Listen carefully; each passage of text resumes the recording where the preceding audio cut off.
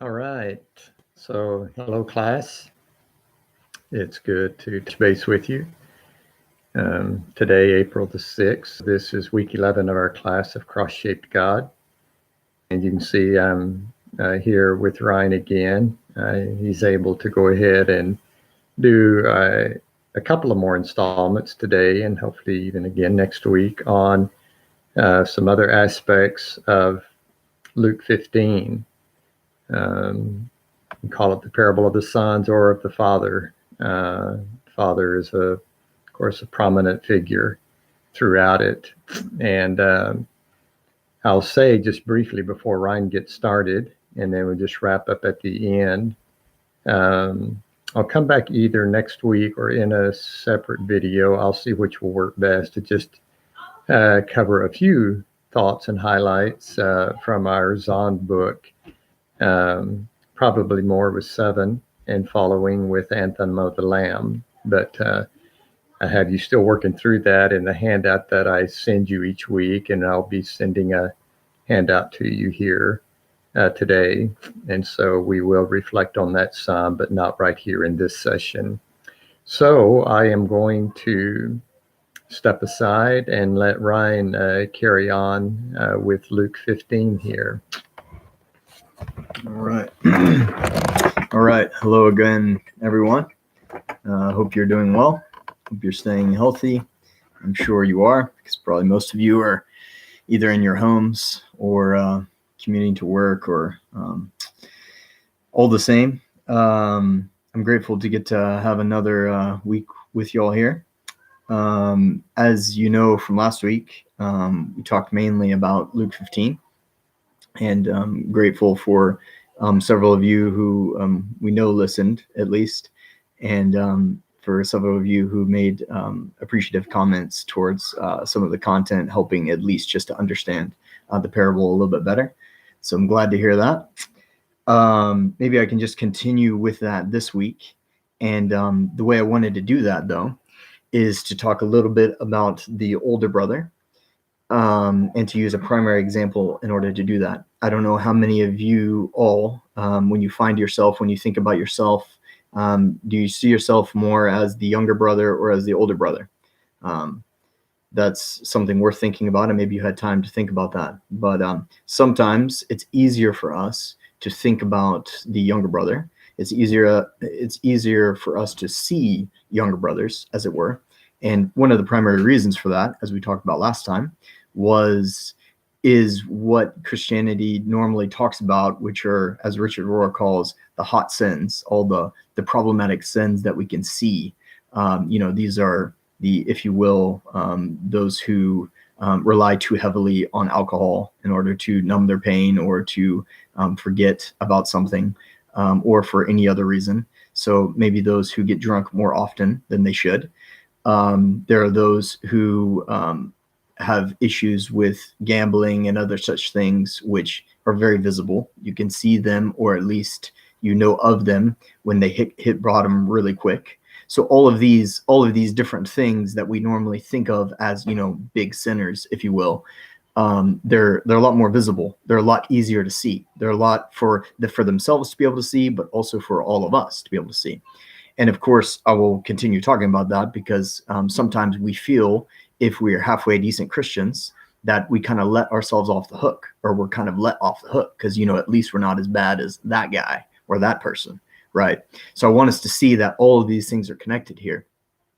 So as we were talking about the older brother, we were saying that, it's a bit more difficult. It's a bit more dangerous to be in the place of the older brother, because this is where on the outside, when you see this person, everything looks put together. Everything looks right. This is the person who's going to church every Sunday. This is the person who has a good moral life, if you will. This person's life is usually put together in a pretty good way. They've managed to sort their moral behavior out. All of those things.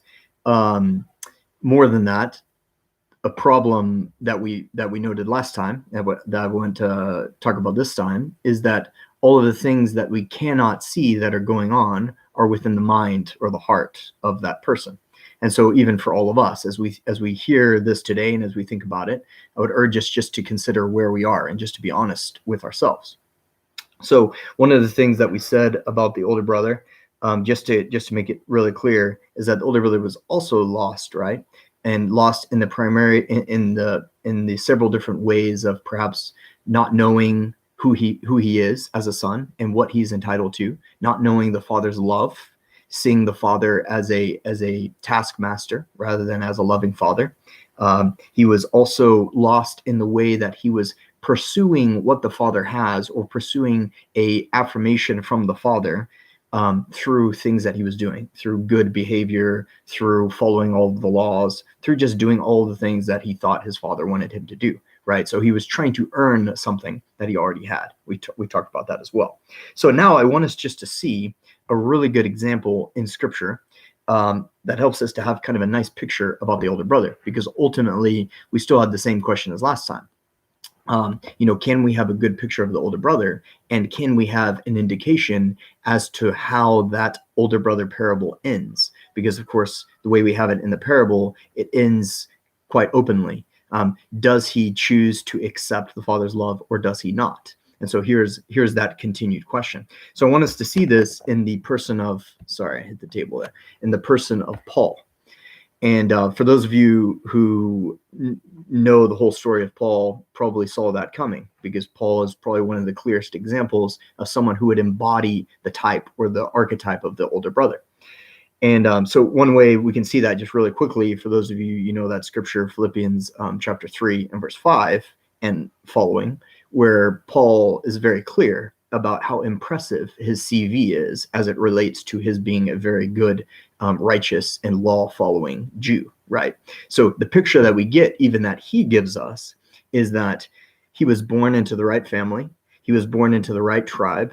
And when I say right, I mean that this is the tribe that they thought and they saw that God loved the most, right? This is the God of the Jews. This is the God of the tribe of the Jews, that is the tribe of Benjamin, which is the most favored of the tribes of the Jews, right? And then Paul says, not only is he born into the right family, into the right tribe, but he has also done everything right from the time he was 8 days forward, because he mentions circumcision, and then forward through following all of the laws. As it regards to the laws, he is faultless. As it regards to being a Pharisee, that is having zeal for the law, for the way of life, that is the Jewish way of life, which is one of the highest levels of being a Jew at this time. He's a Pharisee of Pharisees, right? So everything that he gives us, he is on all of the surface. This is the most impressive Christian that there is, right? This is the most impressive person that all of us, we would see him and we would say, wow, surely this guy is right with God, right? So Paul gives us that picture, and I think very helpfully, because I think Paul knows, and we'll see, I think he knows that he is the older brother. I think he can see this very clearly. Let me just move forward here. So we all know the story in Acts chapter 9. I don't need to explain it, but I do want to just explain one thing, just in case we miss it. The author of this story, I think, gives us this story in a very Luke 15 kind of way. And of course, very helpfully, if it is indeed Luke who is helping to at least write out the book of Acts, of course he would, because he just got done penning the Luke 15 narrative. So here, this probably same author, at least we can say with the help of the Spirit, pens this narrative in almost the exact same structural way as Luke 15. So think about it. So you have, I'll just do my map so you can see it. So you have a Damascus way up here, right? And then you have Jerusalem way down here. It's way down in the south, right?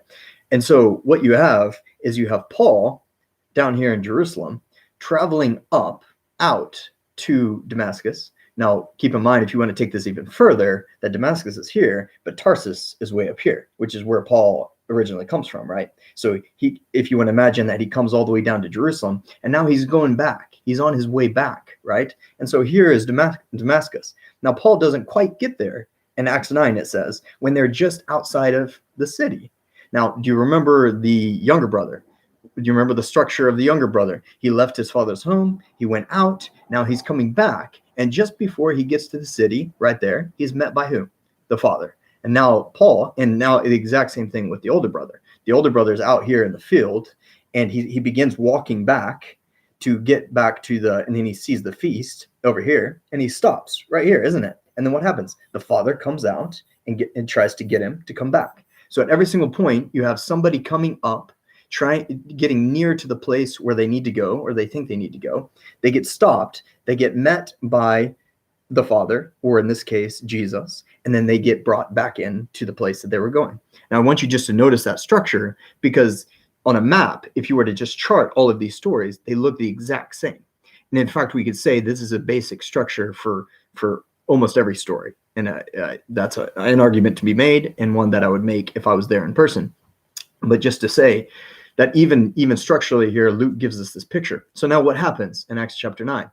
Paul, he's going to Damascus because he's looking for a way to persecute these Christians, right? So we don't know if this means killing per se, though we can just say breathing out murderous threats, whether he actually kills or he brings them back and they get in some way either exiled or executed. We don't really know, but we could guess that's the case. So Paul, coming to find these Christians, gets stopped. Of course, he gets thrown off whatever he's riding, and he's on the ground, sees a bright light, right?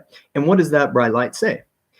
When Paul says, "Who are you, Lord?" which is a way of saying, who are you, Master? Clearly, you are my Lord. Even in Malawi, that same term is used. If you're addressing somebody who's high up, you say, "My Lord." And then that bright light, that person says what? I am Jesus, the one you are persecuting. Now, I want us just to hold on that for a moment, because I happen to think that this moment for Paul is the moment that shifts everything for him. And I think that we notice for the rest of his theology and the rest of the text that we have, it is this moment that shifts everything, right? Because notice that Jesus does not say, "I am Jesus, and you are persecuting all of my friends," or "I am Jesus, and I'm really frustrated that you're not being very kind to all of those people over there, so I'm going to stop you." That's not what Jesus says. What Jesus says is, "I am Jesus, and I am the one that you're persecuting," which of course doesn't surprise us, because Jesus has been saying things like that often. Whatever you do to the least of these, whatever you do to that person, that widow, that person in prison, you're doing it to who? To me. So now we're getting a clearer picture now of how Jesus is seeing this, how he's seeing what Paul is on about, and for all of us to understand. What Paul is doing, what Jesus wants to see that Paul is doing, is that Paul is persecuting the Father, or God, or Jesus, however you want to say it. That in Paul's zeal to keep the law, he is actually doing the exact opposite of what he thinks he's doing. And now this comes to a very crucial point, to where I think I want to land just for a moment. And it's quite simply that it's almost like Jesus is telling Paul, all of your law abidingness and all of your righteousness is actually killing me. It's actually persecuting me, which is a way of saying everything that you think you're doing that you think is so right, because you're doing it for the wrong reason, or doing it out of a wrong motive, or doing it in a ignorant motive, if you can just say it that way, what you're doing is wrong, and what you're doing is hurting me. So this gives us a really interesting picture of all of this religiosity and all of this law abidingness that even us as Christians, we always fall into, right?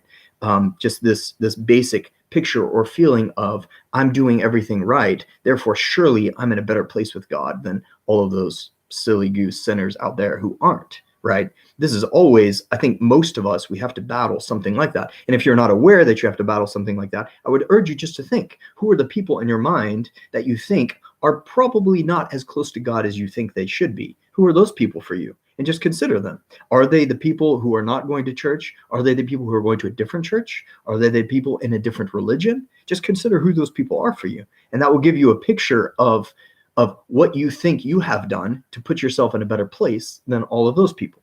And just to consider that. Now, so what we see that Jesus is saying is that you think because, what he's saying to Paul, is that you think because you have done all of these things, or because your skin is this color, because you were born into this family, because you were born into this religion, you think because you have done all of these moral good things, whatever you have done, that you are up here and everyone else is down here, right? And just to keep in mind, of course, in the Jewish mindset, that zeal for the law is the primary thing. So anything that you're doing that's oriented around the law, you're automatically in a better spot than somebody who's not doing something oriented around the law, or who has done the law wrongly, right? So in the Jewish mindset, of course, you have the Torah law way up here, and then you have everything else down here, right? And so Jesus is, of course, coming to shift the entire thing. But just notice, we all know that, but that is a good reminder for us. But the primary thing that I want us to see here is that what Jesus is also shifting is this idea that somebody is of a better standing than somebody else. And that is the idea that I think in that Paul is going to give us throughout the rest of his life. That is his overarching idea. And that is, let me say that a little bit more clearly, and that is that nobody is higher or lower than anybody else. Everybody is in the exact same spot when it comes to being seen through God's eyes, through Jesus's eyes, right? And of course, we can back that up in all sorts of ways, and we can in a moment. But the point is this, that you have no ability, and this even being said to Paul, this is being said to us. No matter what you have done, good or bad, you have no ability to look at someone else and to say that maybe God loves that person more, or I am better than this person because I've done this and this and this, etc. By default, insofar as you exist, you are a child of God. And if you are a child of God, you have all of the rights as the child of God. You are made in the image of God, et cetera, et cetera, et cetera. And the ones who are God's children, which is everyone, cannot be separate from being God's child. That's what we're learning here in Luke 15. And this is a crucial point that I think Paul is learning. Now, let me just make sure I don't forget something here. Okay, so here helps us to see something that I think Paul is gonna help us to see as he moves forward in all of his teaching. And it's quite simply this point that I just made, which is probably the most difficult thing to learn. And it's that how you see your brother is how you see God.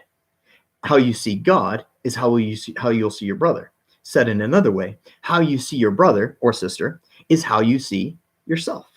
And there's a basic psychology that's there as well. That's actually just true through and through. However you see someone else relates to all of the projections, all of the ideas that you have about that self, about that person, relate inextricably to how you are either choosing to see yourself or to not see yourself. So to say it in a different way, you can see whether you deeply and truly believe that you are a child of God, or you can see whether you deeply know the Father's love, or you can see whether you actually deeply know the gospel, that you and everyone are saved by grace, if you are able to look at someone and regardless of what you think they have done, to still see them as God sees them.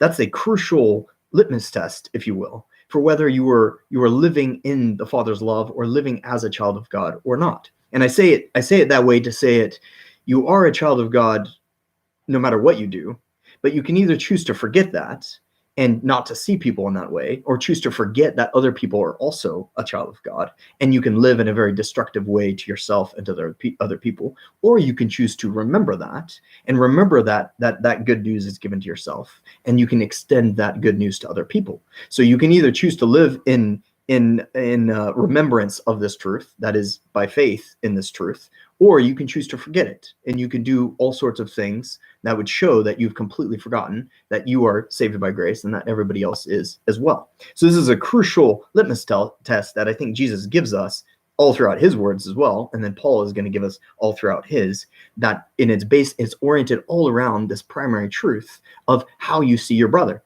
Do you see them as Christ or not?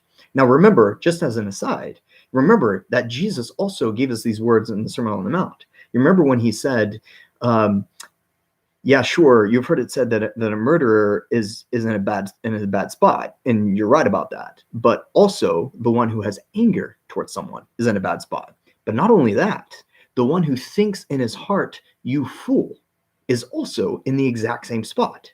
Now, and then of course he says the same thing about lust and adultery, etc., other things.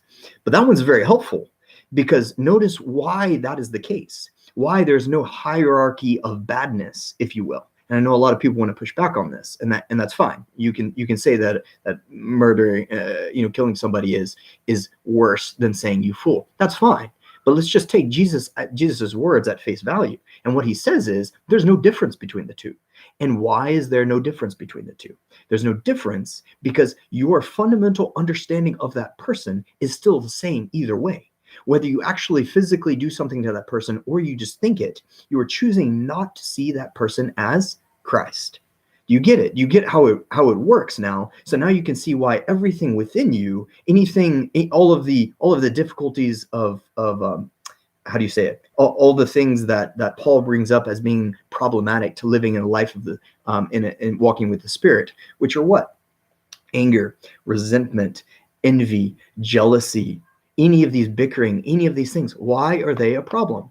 They are a problem because at every single point of one of those, you are not seeing yourself as you truly are in God's eyes, and you're not seeing another person as they truly are in God's eyes. So you can see the problem.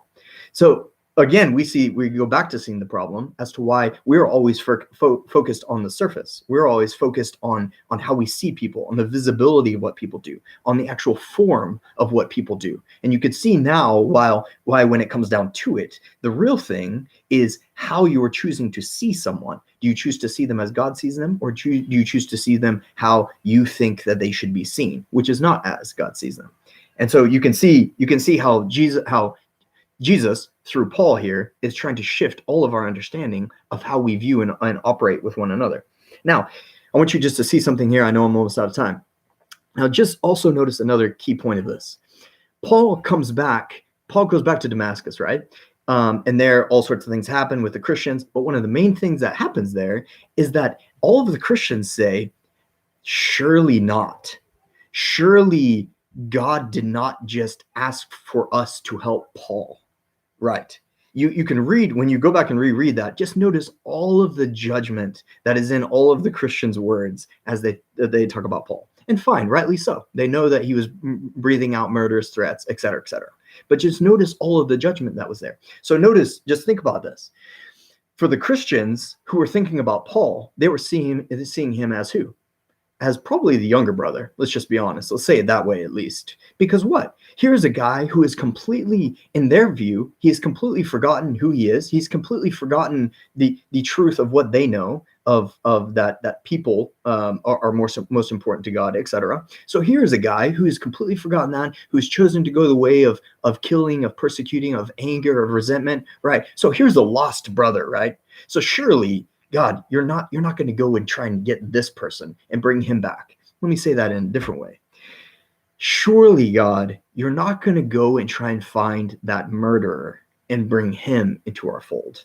When all of us here, we've done all of these great things. We've never murdered anybody. We don't even have any anger in our hearts. And we go to church every Sunday, et cetera, right? But that murderer, really? You're going to go and get him and you're going to bring him in with us and he's going to be our primary teacher? Really? You can see what they were thinking. But now, just let's be honest, in our world, who is the person that you would put in the place of Paul as the Christians were thinking about this? Who is that person that God went to find as God went to find Paul? Who is that person that you know today that you would put in those shoes and that you are saying to yourself today, surely God is not going to go and try and find that person? Now think about it. Who are the ones who are persecuting Christians? You can say whoever you think it is for you, but at least we know a couple of groups of people who are persecuting Christians. We can think of ISIS. We can think of Al-Shabaab. We can think of other such zealous religious groups, right? And all of us, I bet we didn't wake up in the morning thinking, God, we ask and know that you are going to go find those people also, as you found Paul. And I want you just to see that there's no difference between the two. There's no difference between God finding Paul and God finding all of the members of ISIS. There's no difference. So I just want you to hold that in your mind and to see, like, from our perspective, or I want to say, if we're in the perspective of the Christians, I want us to see how our judgment is there. Now, of course, you go to Paul's side, and you know that Paul was viewing the Christians as all sorts of lost. I mean, they're completely lost, and that's why he was trying to persecute them and or keep them out or whatever he was doing, right? So I want you to see that just from both sides, there was judgment. Both sides, they weren't seeing the other side rightly. They were not seeing the other side through the eyes of God. They were seeing the other side through their own eyes, through their own lens, which is to say, we're in the right camp, they are in the wrong camp. And I want you just to notice that we always do that, whether we're Republican and Democrat, or we're Christian and Muslim, or we're just me versus you, or just me versus my boss, or whatever. We're always doing that. We always place ourselves in the right camp, and we find another group of people to be the guilty party, to be the party that surely God is not going to accept those people. Or else, as we notice, that would begin to run down my narrative of as to why I do all the things that I do and why I think I'm accepted. Now, of course, for those of you, I know you were there, for those of you who see yourselves in a very gospel light and know that you are the lost brother who is found by grace, etc., you have a lot easier time with this than the rest of us who maybe haven't had that experience or that revelation or that understanding of the gospel. And so we can just walk with each other through this of growing to understand, to see each other as the Father sees both brothers. And that's the ultimate point of, as we read the Luke 15 narrative, as I think Dad already noted, was this is a parable of the Father's love, right? Because what we finally begin to see is that we actually, while we often find ourselves in the place of the younger brother or of the older brother, we want to find ourselves in the place of the Father, right? We want to find ourselves in a way of being able to view both lost child, lost son, and for us, lost brother or sister in the same way that the Father views them, right? Okay, now let me just finish up here. So Paul's conversion, I want to just as a quick summary, the conversion story that we have is a funny conversion story because it's not a conversion proper, because basically what it is Jesus revealing to Paul that he is in and is in all of the people that Paul is persecuting. In short, it is a conversion of the mind. It's a conversion of, you think you are this way and you think you are accepted because of this, you're not. You think these people are not accepted because of this, they're not. You think the world operates in this way, it doesn't. You think that you are separate from God, you think that Christ is not with all of these other people, you're wrong. Basically, the whole conversion of the story is Paul coming to terms with that he was wrong about everything, right? And that's really a fundamental point. And for all of us, I don't know how many of us, we think that we've made it through our conversions without actually realizing that we've been wrong about everything. Now, that's a really crucial thing. If Paul had to go through that, why do we think that we get to skip that? And this is when we get to have the fun time of considering to ourselves all of the ways that we see other people and the ways that we see the Father or God and the ways that we see the world that don't line up with this. And that's a crucial thing that we need to do, right? So here we have Paul recognizing that he is saved by grace as a child of God without having done anything. And so also is everyone else, that all are within Christ. And now, if you think that I'm making any of this up, just remember 2 Corinthians chapter 5 and verse 16, and where Paul helps to remind us of exactly this, exactly what he learned at his conversion, which is what? As he says it, for we are convinced that because Christ died for all, therefore all have died, right? And of course, he goes on to explain what he means by died. And of course, because who are we talking about that died? And of course, we're talking about their old self, the self that they thought they were. That is, and then just in case we were very unclear as to what Paul is talking about, 2 verses later, he says exactly what he's talking about. And he says, at one point, we used to see each other with our physical eyes. I used to see you, and I used to have all sorts of judgments about you based upon your physicality, based upon what I know about you, based upon when I watch you, what I see, right? And now we know, just like we used to do to Jesus, this is what Paul says. Now we know that we don't view people through our physical eyes. We don't view people as in regards to their skin, in regards to their religion, in regards to anything. We view them through the eyes of faith, which is to say we see them as God sees them, which is to say we see them as children of God, who are loved by God enough that God was able to show us through Jesus how much he loves them. And that is true for every single person. So now I bet all of you know that, and all of you have read that scripture. But now how many times do we have something come up about somebody that we're thinking of, our boss or coworker or family member or whoever, and we don't allow that to line up with the truth of who we are? We don't allow that we don't see past that in order to see the truth of who they are. We get so stuck on who we think they are and how we think that they've faltered or made a mistake or done something to us, etc. How many times do we get stuck on that and we actually forget this good news? So you can see how all day, every day, the game for us is to remember this good news in the way that we treat everyone. And because most of the time what we do is we forget, right? So this is part of the remembrance here. Now, Paul's conclusion. I won't put any words in Paul's mouth. Of course, there's a bunch of other scriptures. Maybe let me just give them to you and you can go look at them. Colossians 3, verse 3, Romans 10 and verse 6 and following. Just go look at those scriptures and read them and try and discern how closely they follow what we think Paul could have learned from his conversion. Another way of saying that is just notice how, if what we've said is halfway correct of what Paul has just learned at his conversion, notice how that allows him to go and write these things that he wrote. And notice how radical they are. And notice how much they overturn the dominant religious or we don't need to put any words in Paul's mouth, but we could just say, what would Paul say if you asked him if the older brother is also going to be found? What do you think he would say? In a way, I think he would just say, look at me. I was found, wasn't I? I was the older brother of older brothers. I was, as he said elsewhere, I was like the worst, right? I was the worst sinner, which is another way of saying, if I can be found, anybody can be found, right? Now we can all say, well, Paul, you were actually pretty good. You know, there's a lot of people that are worse than you. That's fine. But notice through the eyes of Paul, he thought of himself, he understood his trajectory as being the worst of the older brothers, if you will. So here we can just give ourselves just an understanding of why Paul is going to go and tell us the scripture that we read at the end last week, Romans chapter 8 and verses 36 through the end, that there's absolutely nothing that can separate you from the love of God, which is another way of saying there's absolutely nothing that can keep you as a child of the Father, to keep the Father from reconciling with his children. There's absolutely nothing that we can do.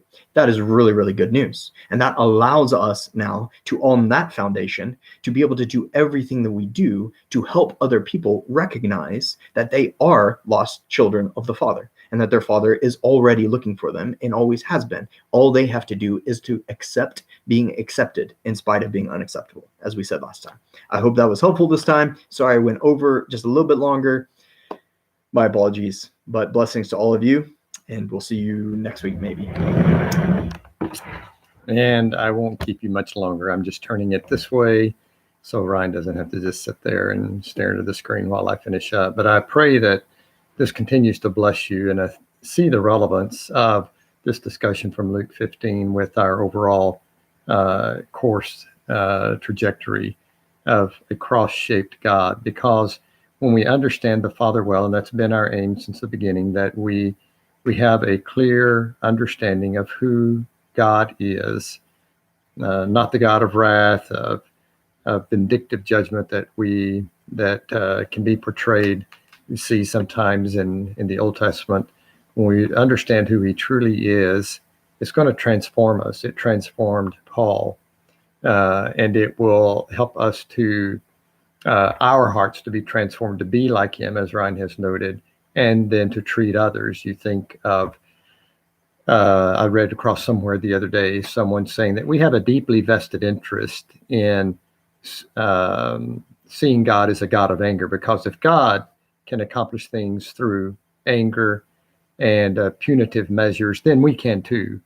And so that can be this subtle motivation that we have not to change our picture of God, because it allows us to keep operating the way that we are. But if we are truly transformed by this vision of who God the Father is, then it will change us deeply and cause us, as Ryan says, to look at others and see them the way that God does. We will stop there for today, and I will see you again, either in a brief video before next week or next Monday. Lord bless you.